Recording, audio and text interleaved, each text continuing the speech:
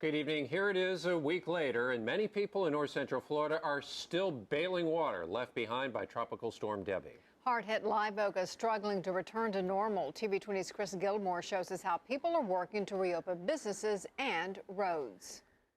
If you clean it, they will come. A group of employees is hoping to keep their thrift stores afloat after more than 20 inches of rain was dumped on Live Oak. I think the history of this building, I don't think it's ever flooded. There's a first time for everything, according to the manager of the Florida Sheriff's Youth Ranch's thrift store, Mike Smith. But lingering hazardous conditions from Debbie are still discouraging people from leaving their shelters and making their way to his store, for understandable reasons.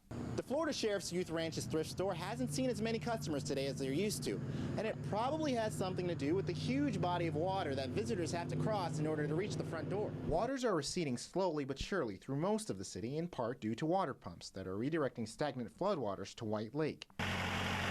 Smith's store witnessed flooding that reached 8 to 10 inches at its worst. His store is one of the many from Live Oak businesses that are now just beginning to reopen. Smith and his employees were looking forward to seeing customers stream through the front doors. We have some die-hard customers that they'll still come, but you can tell they still scared to come across. Or just don't have the means. Water's still being pumped out of washed-out streets, trapping anyone without a boat or four-wheel drive. Displaced residents are still receiving the essentials at a shelter set up at the Suwannee County Agricultural Coliseum. But the Red Cross and the Salvation Army are giving them a little more. We give them smiles and hugs, and it just gets better. Smith says the only clear path to take for his store is forward. Keep going. Just get some more donations and just try to help everybody we can.